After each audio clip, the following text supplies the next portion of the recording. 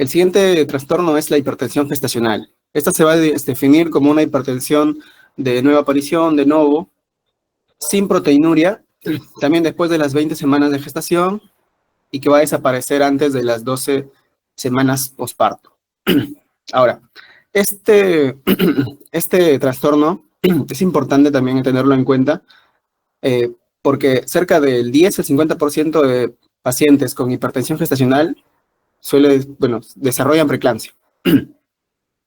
Y para esto los factores de riesgo para gestantes para que desarrollen hipertensión gestacional, pues básicamente tenemos lo que son una hipertensión arterial ya previa al embarazo, un trastorno hipertensivo en la gestación previa, enfermedad renal crónica, enfermedad autoinmune como lupus o síndrome antifosfolipídico, diabetes, también las gestantes mayores de 40 años, las gestantes añosas, también que sea primigesta, que la gestación sea un embarazo múltiple, un tiempo intergestacional, ¿no? Intergenésico de mayor de 10 años, que tenga obesidad bajo un IMC de mayor o igual a 35, y antecedentes familiares también de preeclampsia.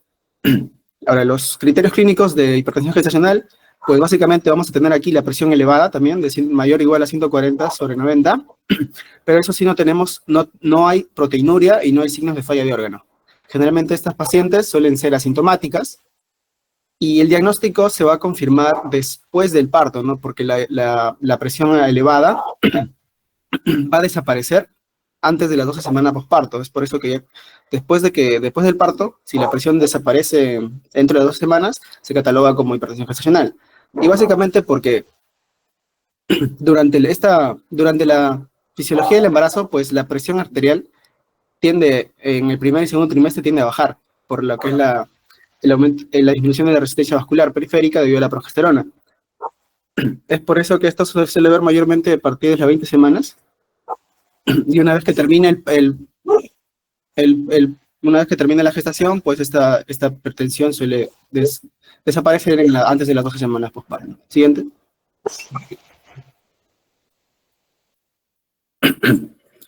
Ahora, también hablamos lo que es hipertensión crónica, y esta se va a definir como una hipertensión arterial pregestacional o previa al embarazo. Eso si tenemos un diagnóstico ya de una paciente que tiene hipertensión antes de iniciar su gestación.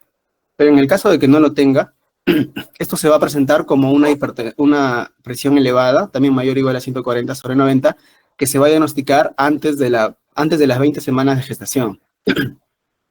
Y también va a persistir después de las 12 semanas posparto.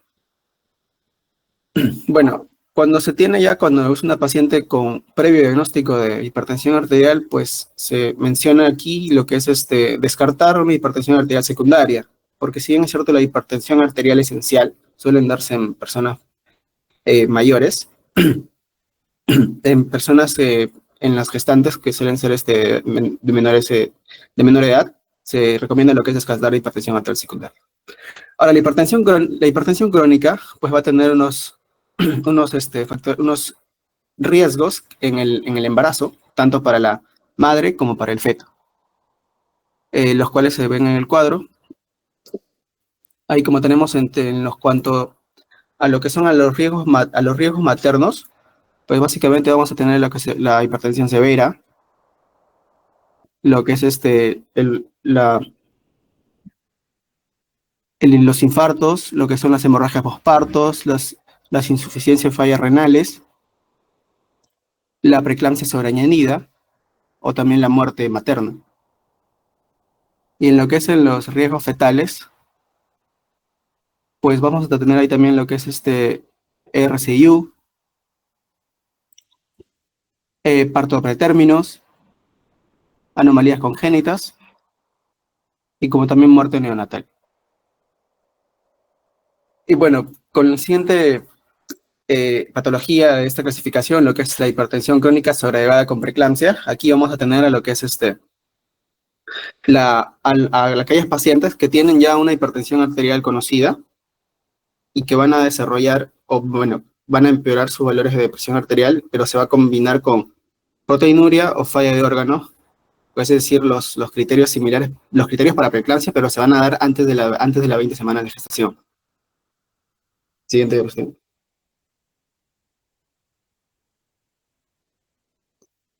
Bueno, y aquí tenemos un algoritmo básicamente para lo que es diferenciar lo que es estos diferentes, diferentes trastornos hipertensivos del embarazo.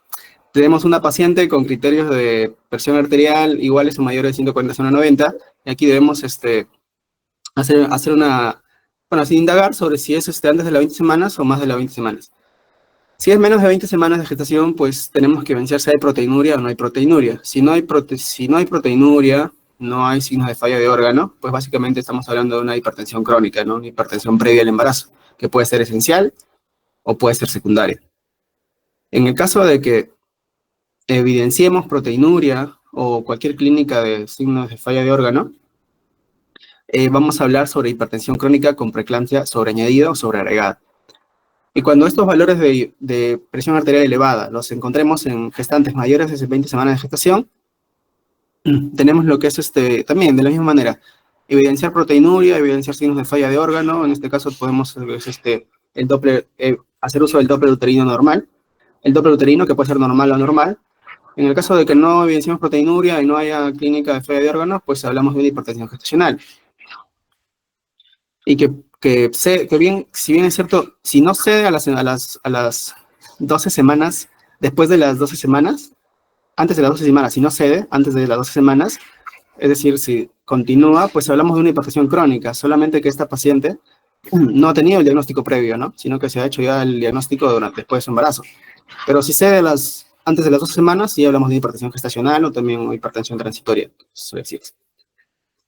Y ahí cuando evidenciamos lo que es la proteinuria, la clínica de falla de órgano o un Doppler uterino normal, vamos ahí a hablar de preeclampsia.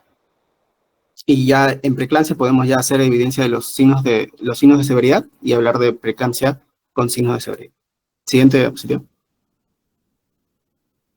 Y ahora, en cuanto al manejo de síndromes hipertensivos del embarazo, empezando por hipertensión crónica, lo que aquí se menciona es que vamos a tener pacientes gestantes con previo diagnóstico de hipertensión arterial que van a estar en tratamiento. Generalmente suelen estar en tratamiento con fármacos como los YECAS o la SARA-2, los cuales deben suspenderse porque porque incluyen riesgo para la gestación.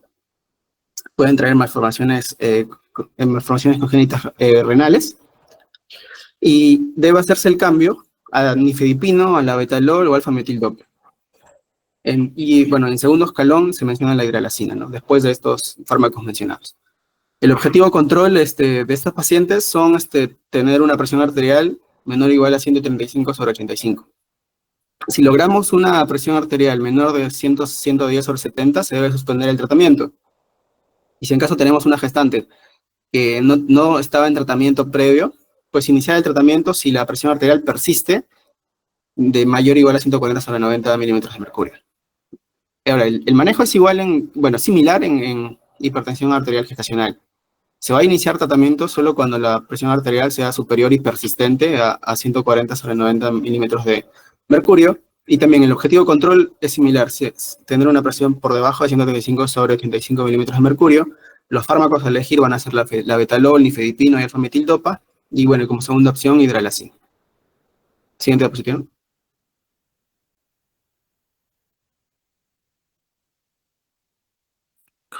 Continuando con la preeclampsia, la epidemiología, como también se explica, abarca el 4 o 6% de los embarazos, en los cuales se pueden complicar con preeclampsia.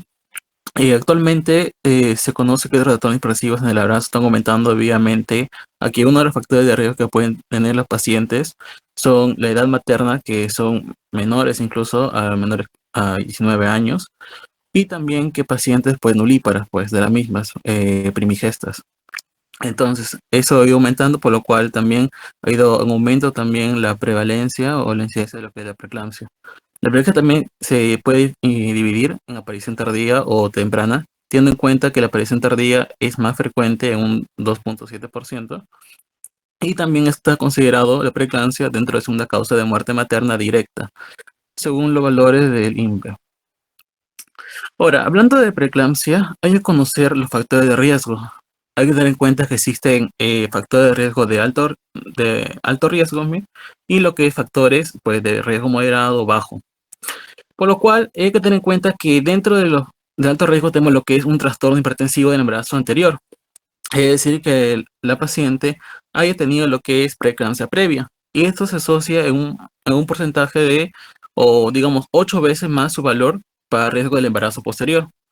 A su vez, también otro factor va a ser la enfermedad renal crónica, en la cual se asocia a un 40-60% en ciertos estadios. Por ejemplo, tenemos el estadio principalmente el 4 y el 5, en la cual esto se desarrolla, sé que la paciente tiene uno de esos estadios, se desarrolla en la mitad del embarazo, lo que es el diagnóstico de preeclampsia, en esos porcentajes. Después tenemos otros, lo que es la enfermedad autoinmune, que tenemos por ejemplo ahí el LES o lo que es el síndrome antifosfolipídico. También como otro factor de riesgo tenemos lo que es la diabetes tipo 1, tipo 2. Y como último tenemos que el paciente tenga ya un historial de hipertensión crónica asociado a un valor mayor a 140 sobre 90, que esto aumenta 5 veces el riesgo de que la paciente tenga preeclampsia. Eso con respecto a alto riesgo. Pero también tenemos los de bajo riesgo o riesgo moderado, en la cual consideran el primer embarazo, o también conocido, o también lo nombran como la nulliparidad. ¿Y por qué lo consideran la nulliparidad? Como sabemos, la primigesta eh, puede darse, o digamos, este factor está asociado obviamente a la poca exposición al antígeno paterno, es decir, a la poca exposición lo que es el semen paterno, lo cual esto limita y hace que haya una falta de sensibilización. Por ende, esto aumenta lo que es en la fisiopatología de preeclampsia. Pues también se considera. Y por otro lado, también se considera el cambio de pareja sexual múltiple, ya que como si la mujer está con una pareja prolongadamente, este feto, o digamos dentro del sistema inmunológico de la mujer, desarrolla una adaptabilidad inmunológica, con lo cual un cambio nuevo al antígeno paterno de otra persona, un cambio de pareja, esto va a hacer que no haya una buena tolerancia inmunológica y por ende aumente el riesgo también de preeclampsia. Otro factor, a su vez también tenemos la edad, menor de 18 años, o mujeres añosas mayor a 40 años, también se considera entre los factores de riesgo. El intervalo intergenésico mayor de 10 años también se considera, obviamente también porque puede haber una poca exposición al antígeno paterno. La índice de masa corporal mayor a 35 kilogramos, en primera consulta también se considera. El embarazo múltiple, la multiparidad, como dije, el cambio de pareja también sexual interviene. Por eso también uno de los factores protectores es que la mujer esté más prolongadamente al tiempo del antígeno paterno, es decir, que tenga mayor duración del acto sexual. Es como también se considera como un factor protector. Otro factor de riesgo va a ser el antecedente familiar de preeclampsia. También el uso de tecnologías de reproducción asistida, como lo que tenemos, lo que es la transferencia de embriones congelados frescos, mediante lo que es los ovocitos. Y esto, ¿para qué es importante? Ya que según nos define el paciente de alto riesgo, aquel que tenga o aquella que tenga uno de estos criterios de alto riesgo o al menos 2 de riesgo moderado. Y esto nos va a servir para poder catalogar a qué paciente, digamos, podemos dar lo que es de manera preventiva la aspirina también. Así que bien consideramos uno de alto riesgo o bien 2 de moderado riesgo. Y como factor protector, como dije, aparte de lo que es la mayor duración del acto sexual, pues también lo que es el tabaco, ya que este se ha visto últimamente que puede reducir los factores antiangiogénicos, como lo que es la tirosinquinasa, y también aumentan el factor angiogénico. Pero no muy recomendable, ya que más que puede beneficiar al paciente con preeclampsia, también tiene ciertos efectos adversos también. Así que ponemos en balance ahí. Siguiente. Para hablar de la preeclampsia, su fisiopatología, hay que hablar primero de fisiología normal.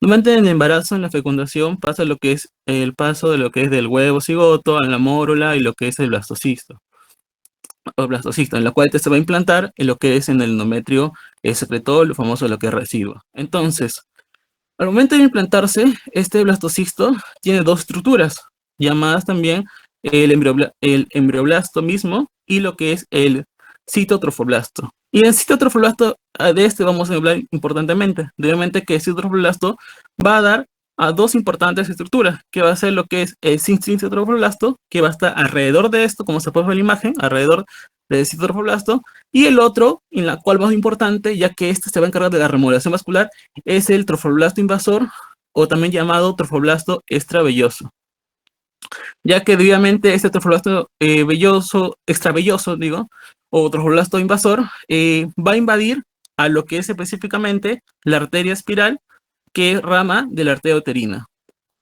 Entonces, ¿cuál es la finalidad de esto? Es que al momento de esta invasión de estos trofoblastos invasores, van a ocasionar de que haya un remodelamiento vascular, que digamos es muy bueno, ya que va a permitir una adecuada perfusión, no solamente para la placenta, también para el feto, por lo cual aportaría más oxígeno y por ende más nutrientes también. Entonces, todo esto empieza, y también hay teorías que nos menciona que la famosa la oleadas de placentación, en la cual se da la primera oleada en las 8 a 10 semanas y la segunda oleada a las 18 a 20 semanas. La primera oleada nos dice que la invasión de estos trofoblastos invasores van a invadir solamente hacia lo que es el endometrio secretor o lo que es la decidua misma. Entonces, esto va a comenzar a invadir porque el trofoblasto invasor, por una diferenciación que va a haber ahí, o sea, el trofoblasto mismo va a modificarse con tal que, digamos, sus moléculas de adhesión puedan unirse al endotelio y a su vez también a la túnica media del músculo liso de esta arteria espiral, con tal que puedan unirse y poder desaparecer esto. O sea, puede remodelar todo lo que es la arteria espiral. Pero solamente la primera oleada nos dice solamente hasta el endometrio.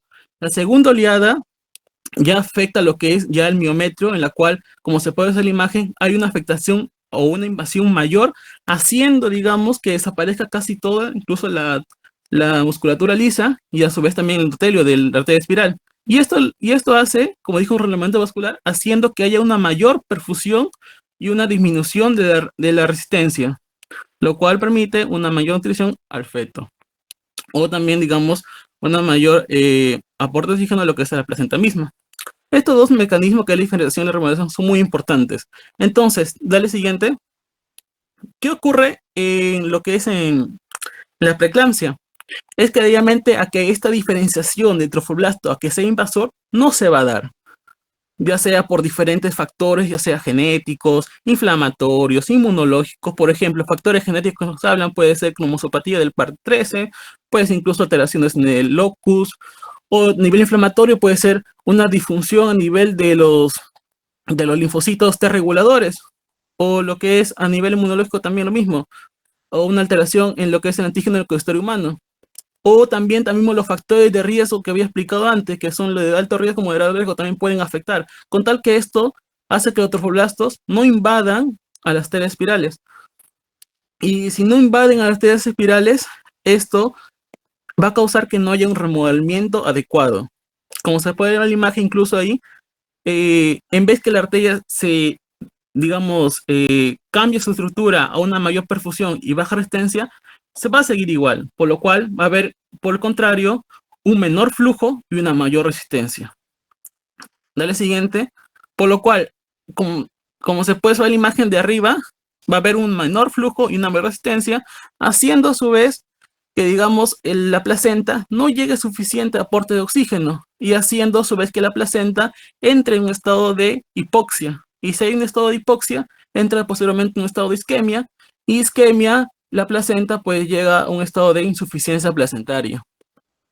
Y esta insuficiencia placentaria, con manera de compensación inadecuada, va a llegar que la placenta libere más factores antiangiogénicos, como tenemos lo que es la tirosina quinasa tipo 1 soluble, el FMS, y lo que es la endoglobina soluble, lo cual esto va a haber un desequilibrio, porque normalmente en un embarazo normal hay factores angiogénicos y factores angiogénicos que mantienen un equilibrio, pero acá cuando la placenta está en isquemia o en insuficiencia placentaria, va a haber mayores factores antiangiogénicos. Por ende, estos factores antiangiogénicos van a atrapar a lo que son los factores angiogénicos, que tenemos, por ejemplo, ahí el factor de crecimiento placentario o el factor de crecimiento endovascular, por lo cual que hace que estos factores angiogénicos, el factor de crecimiento placentario, no se puedan unir a su receptor, que es el endotelio.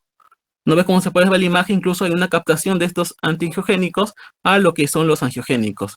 Por lo cual, si es que el endotelio no recibe o no hace la función de recepción de lo que es de esto, va a llevar a un estado de inflamación vascular, a un estado de lesión vascular y a su vez a un estado de disfunción endotelial, que es el, digamos, más característico en la preeclampsia, ya que esta disfunción endotelial no solamente va a afectar lo que es al feto, va a afectar todo lo que es también los órganos de la madre, ya que a su vez esta disfunción endotelial, aparte, digamos, como su propio nombre dice, va a dar una disfunción endotelial, va a aumentar la permeabilidad vascular y va a causar también la liberación de ciertos tromboxanos y utilinas que apoyan la vasoconstricción.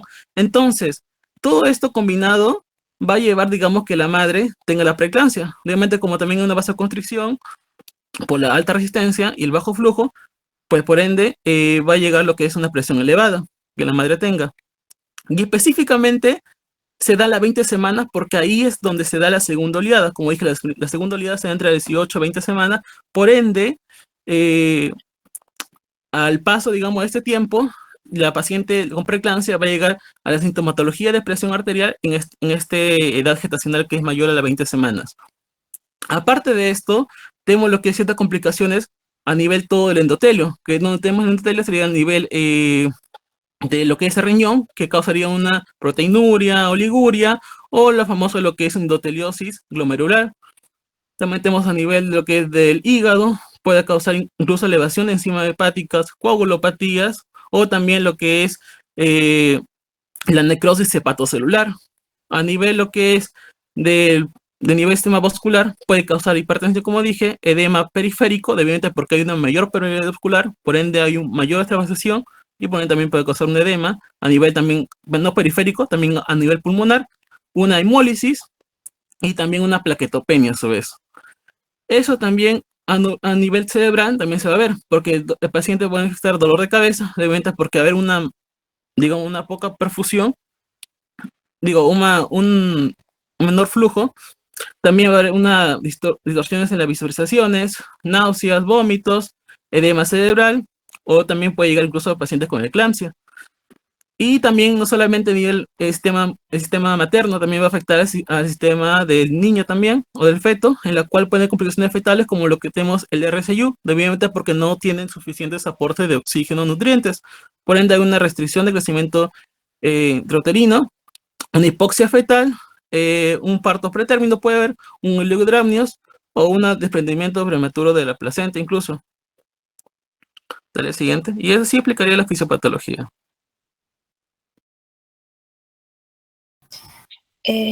Para continuar con la clínica, bueno, lo que vamos a encontrar en la preeclampsia y tal como es lo que también con lo que se diagnostica es una hipertensión y también va a haber una proteinuria, ¿no? Como ya se mencionó, la hipertensión mayor a 140, presión sistólica, y mayor a 90 la presión diastólica, que va a ser tomada en 2 veces con una diferencia de 4 horas hasta de 7 días. Va a haber síntomas de alarma que van a ser las cefaleas intensas, el dolor abdominal, o también se refiere como un dolor en el cuadrante superior derecho, y también los escotomas o fotofobias. Criterios de severidad, vamos a encontrar que la presión arterial sistólica es mayor o igual a 160, la presión arterial diastólica mayor o igual a 110. Vamos a encontrar unas plaquetas disminuidas por debajo de 100.000. Vamos a encontrar también insuficiencia renal como criterio de severidad, con una creatinina sérica mayor a 1.1 miligramos por decilitro. También una insuficiencia hepática. Para esto se mide, ¿no?, TGO, y va a estar elevado por encima de los 70 unidades internacionales por litro. También puede haber edema pulmonar o los trastornos cerebrales, como una confusión, o incluso también puede llegar a una hemorragia intracerebral. Siguiente. Entonces, como se menciona, para exámenes auxiliares, pues vamos a tener de patología clínica para evaluar la función renal, la creatinina sérica para detectar una insuficiencia renal. También como una evaluación complementaria va a estar el nitrógeno ureico en sangre y también la proteinuria, ya sea de recogida de orina en 24 horas o la tira reactiva. Y para la evaluación de la función hepática vamos a tener las transaminasas, TGO, la bilirrubina también puede ayudar y que puede estar por encima de 1.2 miligramos por decilitro. En cuanto a hematología, por ejemplo, un hemograma completo, y aquí vamos a evaluar, ¿no?, el recuento de plaquetas, que es una trombocitopenia, nos podría estar indicando una preeclampsia grave o también un síndrome de HELP. El análisis bioquímico de electrolitos, una gasometría arterial, en especial si es que se sospecha o si es que se tiene el edema pulmonar o algunos síntomas respiratorios, y también los electrolitos séricos, ¿no? Potasio, sodio, cloro, que nos va a ayudar también cuando hay una insuficiencia renal. En cuanto a exámenes especializados, vamos a tener el test no estresante y el test estresante. Siguiente.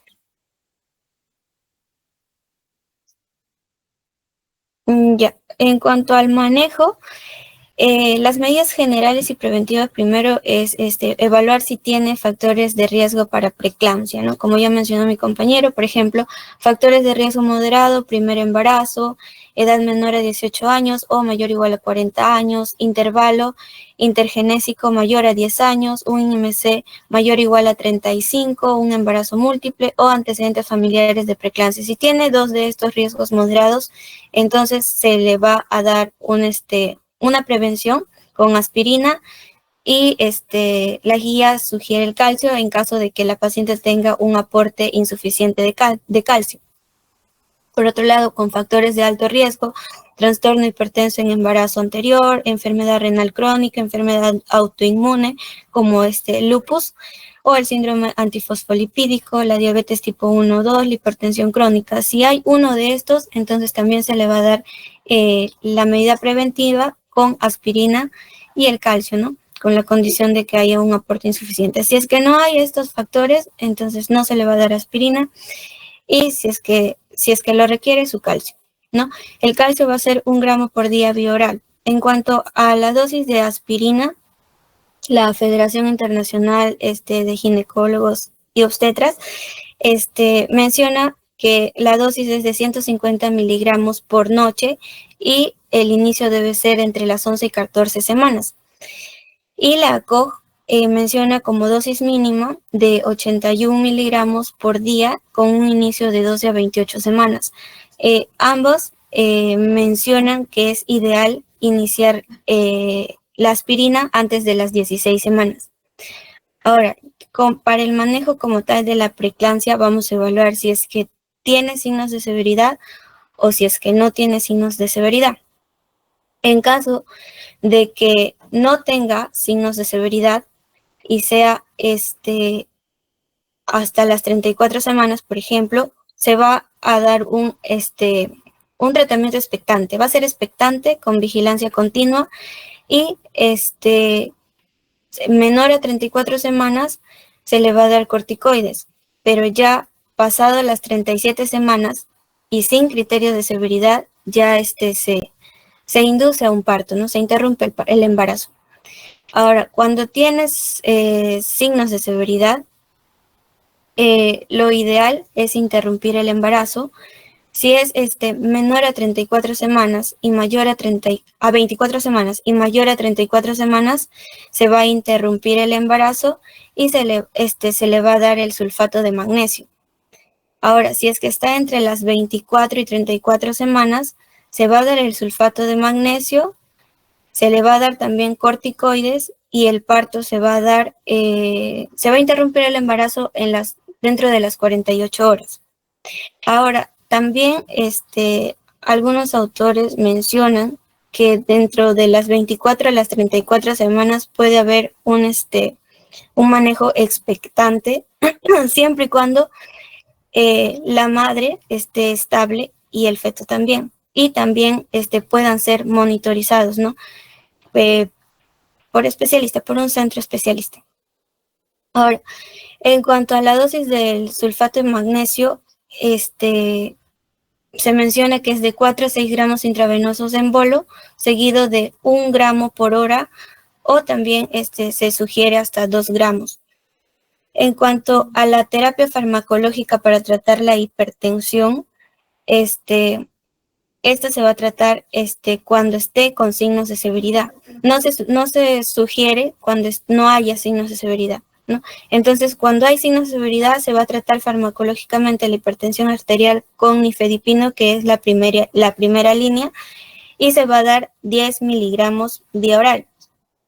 Ahora, se le da los 10 miligramos vía oral y dentro de 20 minutos se va a tomar la presión.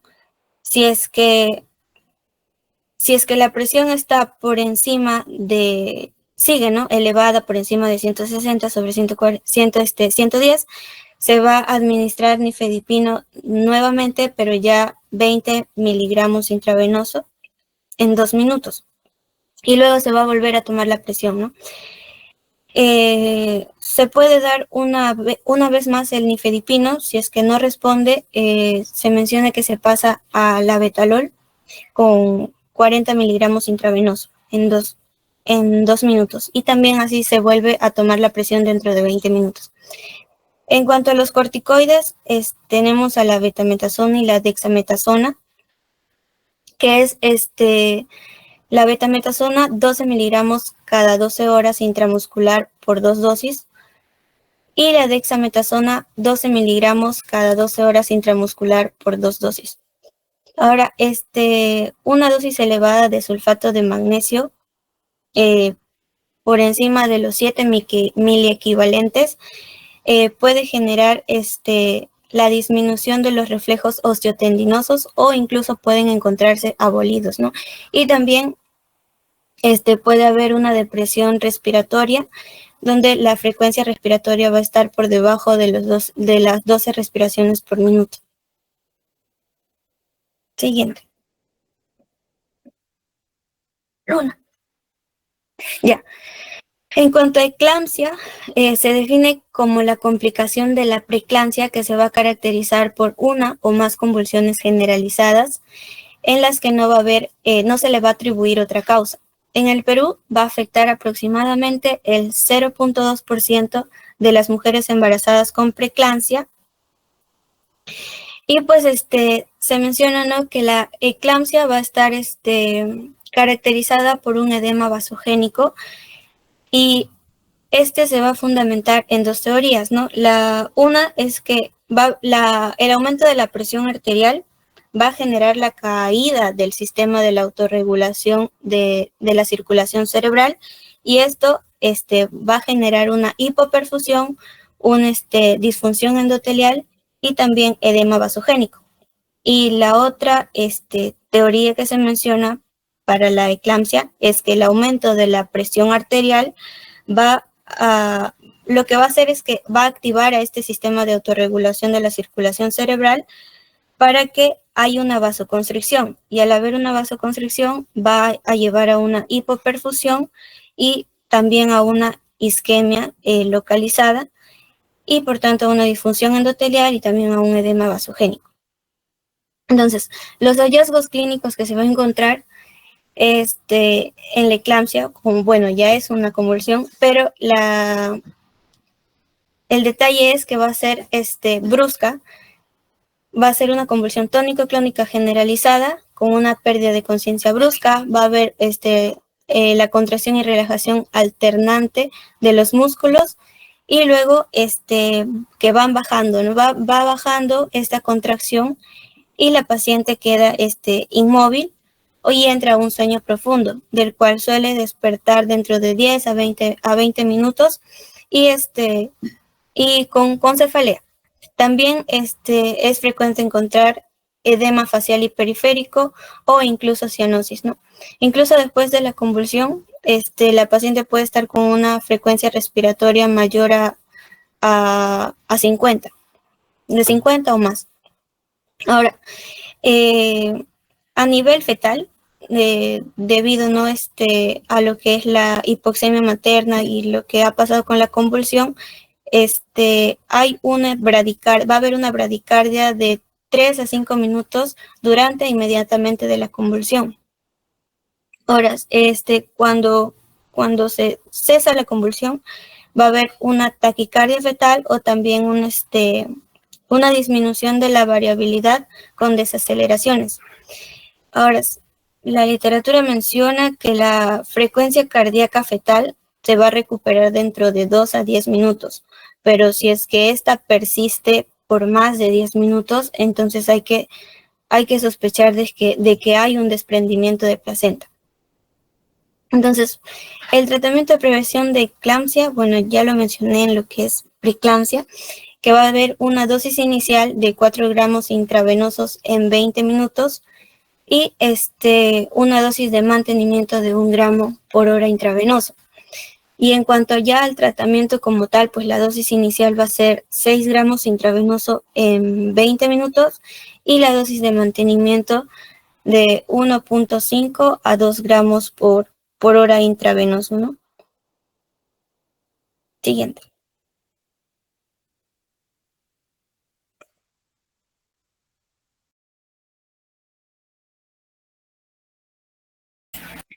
Bien, ahora vamos a continuar con lo que es el síndrome de HELLP. Bueno, el síndrome de HELLP, en sí, la palabra HELP viene de un acrónimo en el cual nos indica 3 características de este estado, ¿no? Es un estado, una emergencia obstétrica, ¿no? Que se caracteriza porque hay hemólisis, las enzimas hepáticas se encuentran elevadas y hay un conteo bajo de plaquetas. Entonces, como les mencionaba, la hemólisis es de tipo microangiopático y pues esta patología es un poco rara, pero aumenta exponencialmente en pacientes con antecedentes de HELP. Quiere decir que si un paciente, una gestante en una gestación anterior ha tenido síndrome de HELP, hay un alto riesgo de que en la nueva gestación pueda volver a tener. El 70% de las gestantes manifiestan el HELP, claro, de los casos de HELP, lo manifiestan dentro del curso de la gestación y el 30% lo puede manifestar durante las primeras 48 horas del puerperio. Y se habla de que hay un pico en el cual suelen ocurrir el síndrome de HELP, que es dentro de las 27 a 37 o 27 a 38 semanas de gestación. Bueno, a nivel de fisiopatología, tal como lo ha explicado mi compañero, tiene, digamos, una similitud, ¿no? Aún no se ha dilucidado qué es lo que cambia para que se dé este estado, digamos, de mayor gravedad, a diferencia de la preeclampsia, pero también se habla similar de una lesión por isquemia reperfusión que se desencadena porque hay un defecto en lo que es la penetración del miometrio, ¿no? de los vasos, que disminuye el flujo placentario y llega a lo que es una isquemia placentaria. Entonces esto libera lo que son factores antiangiogénicos, que estos pues llegan a lo que es al torrente sanguíneo de la madre y pues genera lo que es la activación de la disfunción endotelial, ¿no? Entonces eso traduce en lo que es la disfunción hepática, vascular, a nivel de todos los vasos. Usualmente son los vasos de menor calibre, por ellos que afectan tanto lo que es el nivel también cerebral, puede haber signos de afección renal, también signos de afección hepática, signos de afección visuales, ¿no? Entonces ellos pues que se origina, ¿no? Bueno, ¿cuáles son las manifestaciones del paciente, no? Bueno, las manifestaciones en sí comprenden desde los que son los más comunes hasta los que son los más raros, pero los que tienen mayor gravedad. Entonces, en una paciente que pues viene con un dolor en epigastrio o un malestar general, es un síntoma, digamos, bastante común que suelen venir las pacientes que tienen síndrome de HELP.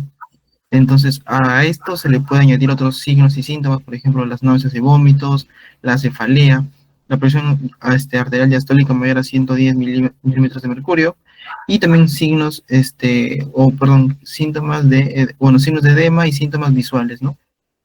Ahora, los pacientes también pueden venir ya con complicaciones, que pues esto pueden ser ya en una hemorragia grave, complicaciones más graves como el desprendimiento de placenta, la lesión renal aguda, un hematoma hepático y el desprendimiento de retina. Ahora, cabe resaltar que el hematoma hepático, pues, en sí, como su nombre lo dice, pues es un sangrado interno, pero la ruptura de la cápsula que digamos, trata de contener el sangrado, pues la ruptura causa mucho dolor. Y esto también puede causar una inestabilidad hemodinámica, por lo que puede causar una hipotensión, taquicardia, un dolor que se puede irradiar a lo que es hombro, pecho, espalda y cuello, así como también disnea y dolor a lo que es la inspiración.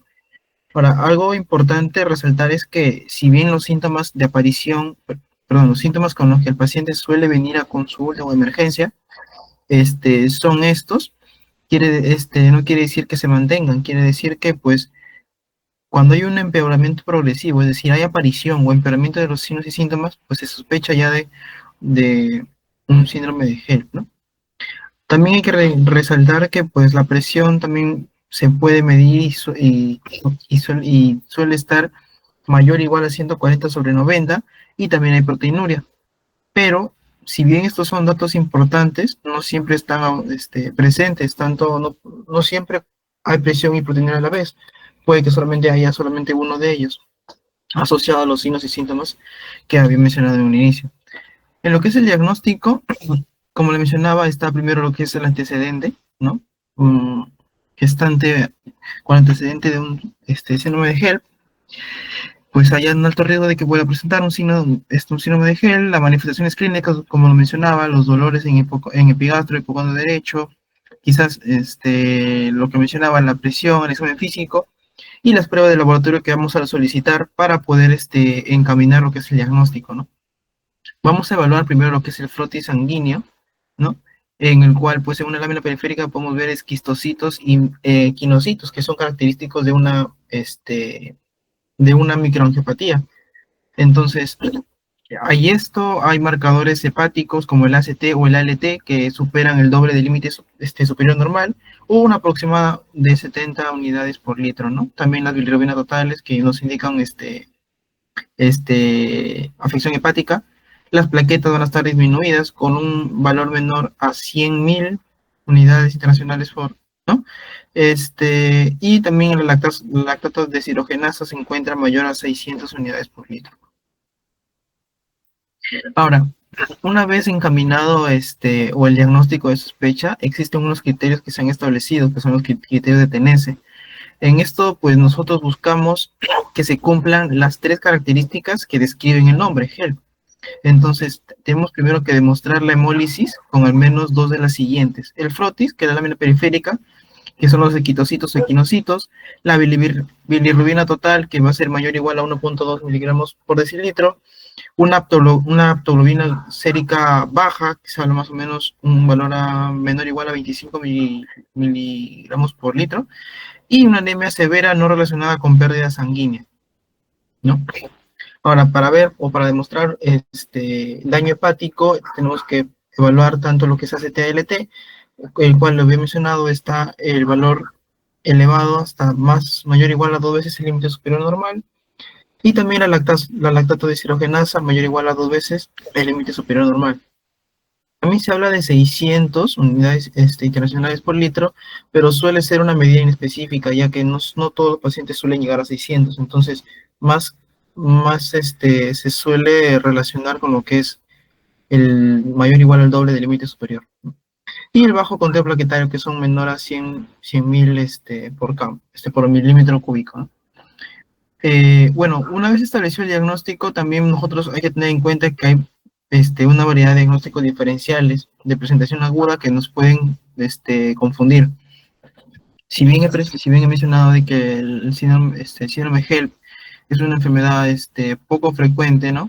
Claro, en pacientes que pues no tienen antecedentes, también es importante establecer algunos otros diagnósticos. Por ejemplo, pacientes gestantes también pueden presentar lo que es el síndrome urémico hemolítico, un PTT, que es la púrpura trombótica trombocitopénica, el hígado graso agudo del embarazo, que esto es una emergencia obstétrica, y también en menor frecuencia lo que es el síndrome antifosfolipídico, ¿no? Con lo que respecta al síndrome urémico hemolítico, se menciona que es una patología que suele aparecer raramente y usualmente también aparece en posparto. No le excluye de que aparezca también en gestación. Y aquí lo que va a caracterizar y diferenciar del síndrome HELLP es que va a haber una lesión renal predominante, por lo cual acá vamos a tener que pedir lo que son marcadores renales como la creatinina, ¿no? Para evaluar lo que es una lesión renal aguda. En lo que es la púrpura trombocitopénica trombótica, aquí también, como en las pruebas de laboratorio, también va a haber un aumento de la LDH, va a haber presencia de anemia y una trombocitopenia severa, pero aquí lo que diferencia es que no van a estar, o van a estar mínimamente elevados lo que son los marcadores hepáticos, como el ALT o el ACT. Entonces, esto nos permite diferenciarlo del síndrome de HELLP. Con respecto al hígado graso agudo del embarazo, aquí se diferencia un poco más que todo por la presentación que suele aparecer en el tercer trimestre, a veces en posparto, y aquí lo que caracteriza que es sobre una progresión rápida de lo que son complicaciones, como por ejemplo lo que es la falla renal, la encefalopatía hepática, hipoglicemia severa y una falla hepática fulminante. Entonces, esta enfermedad se evalúa también bajo unos criterios, que son los criterios de Swansea. Y por último, el síndrome antifosfolipídico, que también es una patología rara y que se va a evaluar mediante en caso de sospecha, ¿no? Con respecto al manejo, se habla de un manejo bastante similar a lo que es el manejo de preeclampsia. Sin embargo, aquí como se menciona, como debido a la característica de la patología, es una patología bastante de rápida progresión y con complicaciones, con bastantes complicaciones, se habla pues de que se hablan de pilares, ¿no? Más que todo es el manejo de la hipertensión. Aquí el tratamiento definitivo también es terminar el embarazo y también se da la profilaxis de las convulsiones, ¿no? Con respecto al manejo de hipertensión, tal como lo mencionó mi compañera, suelen dar los antihipertensivos que se han indicado para también preeclampsia, o sea, la betalol, nifedipino, hidralazina, ¿no? O alfametildopa, ¿no? En este caso también las dosis son las mismas, se puede empezar con 20 de la betalol, ¿no? Que se puede aumentar hasta 40 y se tiene que evaluar cada 10 a 20 minutos, ¿no? Igual con el nifedipino, que es, bueno, esta es la primera elección ya que es vía oral, ¿no? Y en el caso de no haya respuesta se puede proceder con el abetalol. Con respecto al terminar el embarazo, aquí también, como le mencionaba, es tratamiento definitivo, es decir, el embarazo tiene que darse sí o sí. Ahora, si el paciente, o bueno, si la edad gestacional es mayor a 34 semanas, ya se puede terminar el embarazo, se puede inducir el parto, ¿no?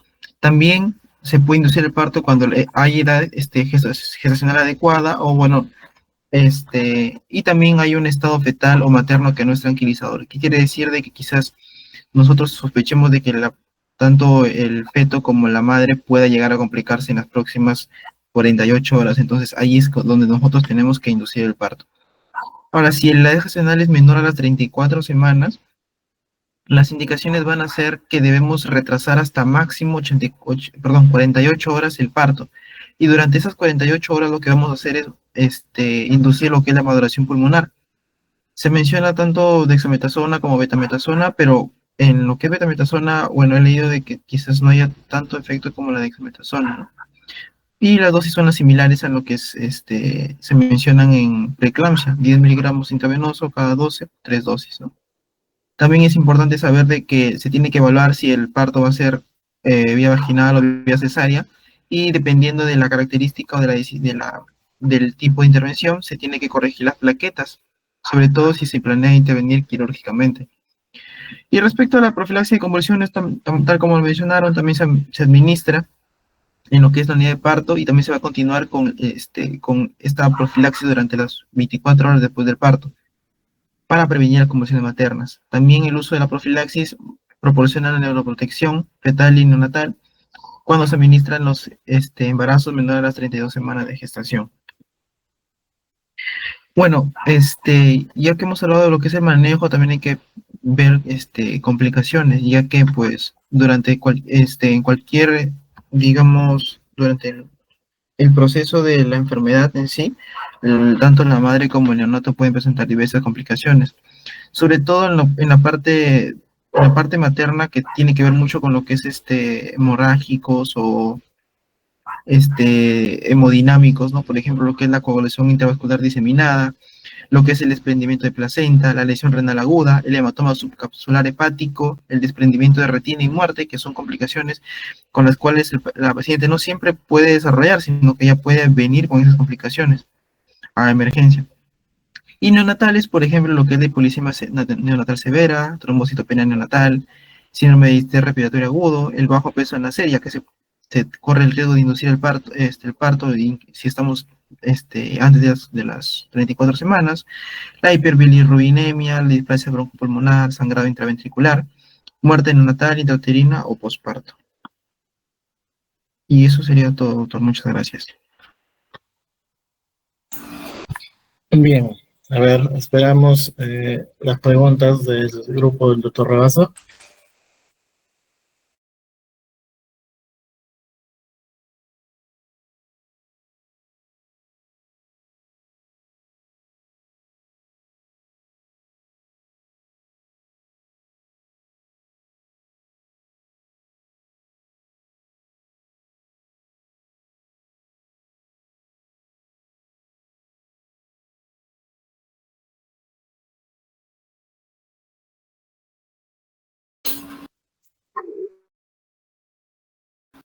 La escuchamos, doctora.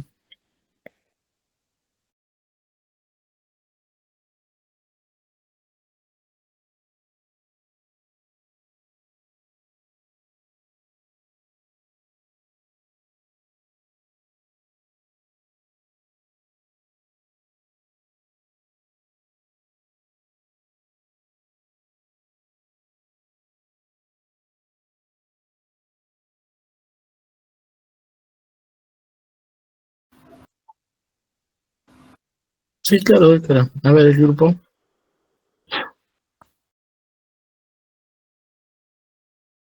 La doctora está preguntando a una paciente con insuficiencia renal cómo es la administración del sulfato, si es que se coloca o no, en todo caso, ¿no?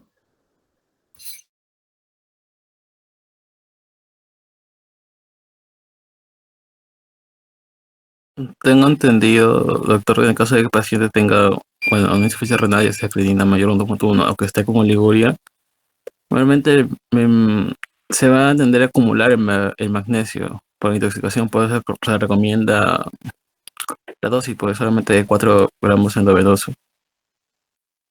No entendido.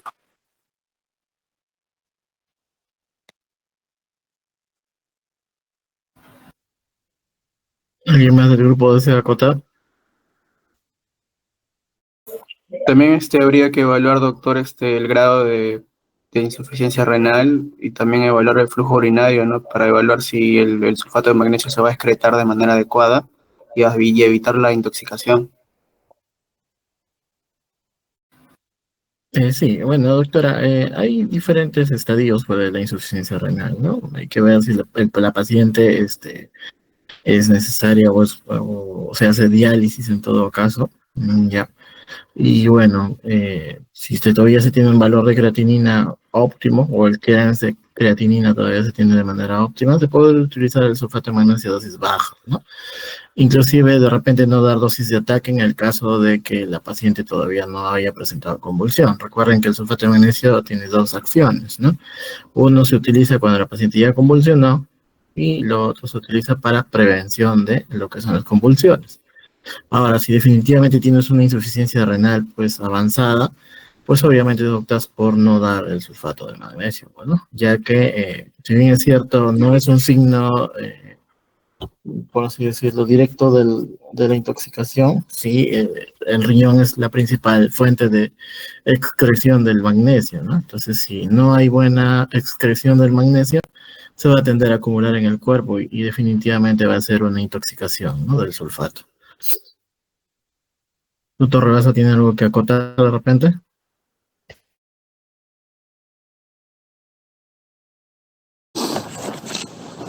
Bueno, Prácticamente lo que has mencionado, lo que ha mencionado el doctor Paz, pacientes con insuficiencia renal, ¿no? Eh, Básicamente, el sulfato de magnesio si tiene funciones como, bueno, la principal básicamente de prevención de convulsiones. No es un medicamento que tengamos que colocarle sí o sí a una paciente, pues, ¿no? Entonces, tenemos que ver y priorizar el estado en que se encuentre la madre. Si tiene una paciente con una insuficiencia renal, con una creatinina muy elevada, entonces tenemos que, eh, como se dice, vemos o ver qué tan necesario sea colocar el sulfato de magnesio o no, pues, ¿no? Al final es siempre el manejo de una preeclampsia severa o una preeclampsia básicamente va a ser terminar el embarazo. Entonces, tenemos que guiarnos por ese lado. ¿Qué es lo que necesita la madre en ese momento? Tenemos que sopesar qué es lo que, si necesita sí o sí el sulfato de magnesio o no, pues.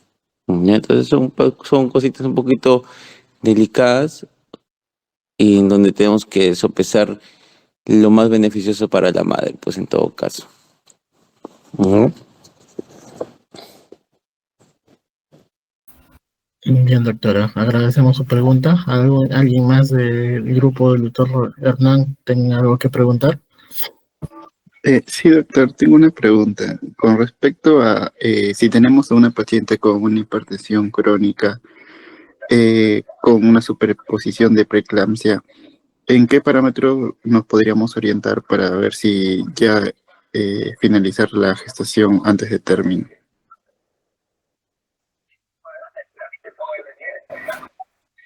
Bien, a ver, alguien del grupo para que conteste. El doctor está preguntando si una hipertensa crónica sería diagnosticada.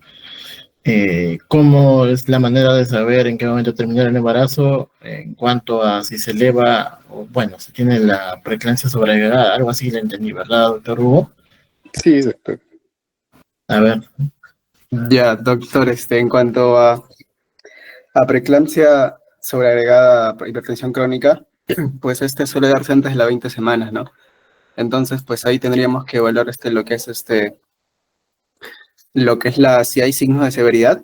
En todo caso, si es que no los hay, pues se opta por un manejo expectante con lo que es antihipertensivos, hasta lograr lo que es bueno, bajar la presión arterial con el objetivo de 135 sobre 85 y pues ya posteriormente terminar el embarazo.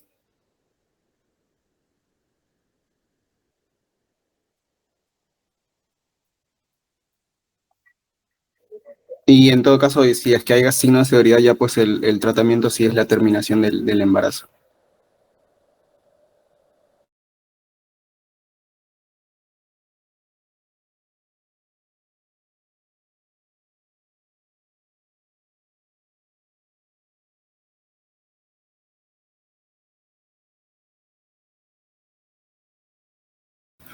bien, más que todo, básicamente, una paciente que ya tiene hipertensión crónica, obviamente sabemos que la presión la tiene elevada, ¿no? Entonces, ahora, ¿cómo diferenciarle que ya se ha sobreagregado una preeclampsia? Es cuando empiezan a aparecer o signos de daño de órgano blanco o proteinuria por encima de los 300 gramos en una proteinuria de 24 horas, ¿no? Entonces, será en ese momento en el cual tendremos una preeclampsia, perdón, una hipertensión crónica con preeclampsia sobreagregada y obviamente tendremos que terminar el embarazo, sea la edad gestacional que sea.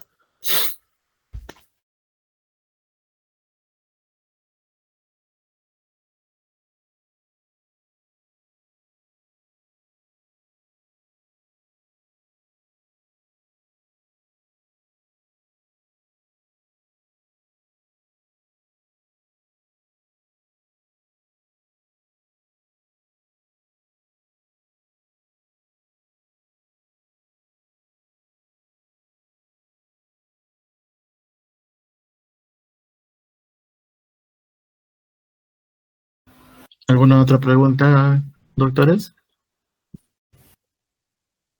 Sí, sí, doctora. Si es que en un caso, bueno, hay una paciente con preeclampsia, aproximadamente a ver a las 28 semanas y va a presentar trombocitopenia y también dolor epigástrico. ¿Cómo abordaríamos, ¿no?, el diagnóstico diferencial entre el síndrome de HELP y una púrpura trombocitopénica? A ver, doctores. Ya, bueno, como había mencionado, el síndrome de HELP tiene que cumplir con las tres características, ¿no? Que es trombocitopenia, marcadores de daño hepático elevados y anemia microangiopática, ¿no? Entonces, lo que diferencia en ese caso va a ser que en un PTT se menciona en la literatura que no suelen estar elevados los marcadores de ACT o ALT, o llamados TG o TGP, o si lo están, no llegan a elevarse por encima del doble de valor normal, que es el criterio que se necesita para poder diagnosticar con síndrome de HELP, ¿no? ¿Alguna otra acotación por parte del grupo? Ya, bueno, una vez hecho el diferencial, en esta paciente que está entre las 28 semanas, creo mencionó, lo que se va a hacer es ver si es que es una paciente estable, ¿no? Para ver si es que se da un manejo expectante. Pero si no, entonces se va a hacer lo que es la interrupción del embarazo, porque de por sí que ya tenga trombocitopenia con plaquetas menores a 100.000 ya es un signo de severidad. Y se va a interrumpir el embarazo y se le va a dar el sulfato de magnesio. Y bueno, también la terapia con el antihipertensivo. Bien, una púrpura trombocitopénica, bueno, tienes que diferenciar a las pacientes bien controladas y no controladas. La púrpura suele aparecer en cualquier edad gestacional, no necesariamente tiene que ser por encima de las 20 semanas. He tenido casos en los cuales han tenido 14, 16 semanas y ya han tenido las plaquetas bajas. ¿Ya? Eso en primer lugar, como diagnóstico diferencial. En segundo lugar, obviamente, en un síndrome HELP, no un síndrome de HELP, porque no es una correspondencia, son iniciales de términos en inglés, ¿no? Que quiere decir marcadores hepáticos elevados, plaquetas bajas, ¿no? Y el LDH, pues, elevado, ¿no? Con petequias, ¿no? Entonces, obviamente que no hay los otros parámetros en una púrpura citopénica, ¿no? Simplemente hay la disminución de las plaquetas por debajo de los 100.000, ¿no? Ahora, ¿cómo abordarlo? Pues hay que hacerle un seguimiento a la paciente. Si no tiene presión alta, si la paciente no ha presentado algún otro acontecimiento igual, ¿no? De repente estamos hablando de una paciente hemofílica, ¿no? Hay que preguntarle más lo que son los antecedentes, ¿no? Entonces, eso sería más que todo el manejo. Ahora, si identificamos obviamente que ya están elevadas las transaminasas, como dijo el doctor, la LDH también la tenemos elevada, ¿no? Entonces ya estamos hablando de un síndrome de HELP, ¿no? Ya no estaríamos hablando de una púrpura, ¿no? La paciente de la cama 2 se está sospechando justamente de esta patología, porque tiene las plaquetas bajas, sin embargo, todos sus marcadores dentro de lo que es el síndrome de HELP están dentro de lo normal, ¿no? Lo único que faltaría sería el LDH, pero como no lo tenemos en el hospital, me parece que no lo han solicitado. No, a ver, no sé si el doctor Hernán quiere acotar algo adicional.